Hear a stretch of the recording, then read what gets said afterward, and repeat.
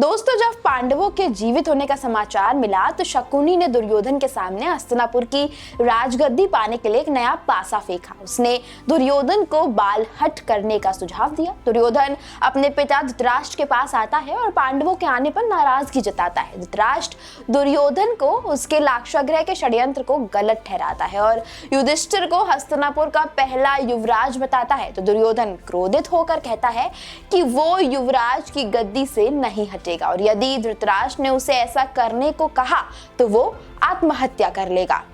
ये सुनते ही धृतराष्ट्र चिंतित हो जाते हैं और उसे वचन देते हैं कि दुर्योधन का जो अधिकार है उसे मिलकर रहेगा, लेकिन सही समय आने पर। इधर कर्ण भी लाक्षागृह षड्यंत्र के बारे में सोचकर शकुनी के ऊपर क्रोधित है। तभी दुर्योधन वहां आकर उससे उसके क्रोध का कारण पूछता है। कर्ण उसे बताता है कि लाक्षागृह का षड्यंत्र रचकर शकुनी मामा ने कहीं मुंह दिखाने लायक नहीं छोड़ा और ये बात पांडव भली भांति जानते हैं।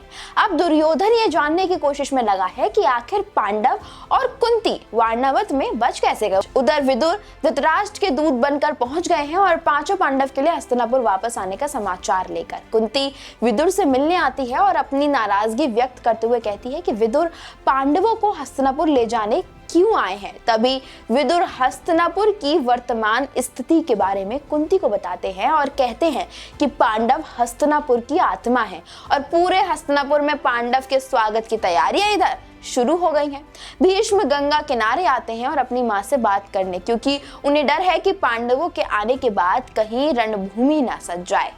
पांचों पांडव कुंती, कुलवधु द्रौपदी, श्री कृष्ण और बलराम के साथ हस्तिनापुर पहुंचते हैं। धृतराष्ट्र धर्म संकट में है, इसलिए ताश्री, भीष्म, कृपाचार्य, द्रोणाचार्य और विदुर की बैठक बुलाते हैं जिसमें शकुनी भी शामिल हैं। धृतराष्ट्र सबसे सहायता मांगते हुए कहते हैं कि हस्तिनापुर में अब 2 युवराज हो गए हैं। अब हस्तिनापुर के युवराज के पद में कौन बैठेगा, इसका निर्णय कैसे लिया जाए, इस बात पर बहस भी होती है और कई सवाल भी उठते हैं और किसी के साथ अन्याय ना हो, इसलिए अंत में भीष्म हस्तिनापुर के विभाजन का प्रस्ताव रखते हैं, जिसे सुनकर शकुनी के अलावा सब हैरत में पड़ जाते हैं। बैठक समाप्त हो जाती है। धृतराष्ट्र युधिष्ठिर को अपने कक्ष में बुलाते हैं और कहते हैं कि ये सिंहासन मेरा नहीं है, मैं तो अनुज पांडु का प्रतिनिधि हूँ।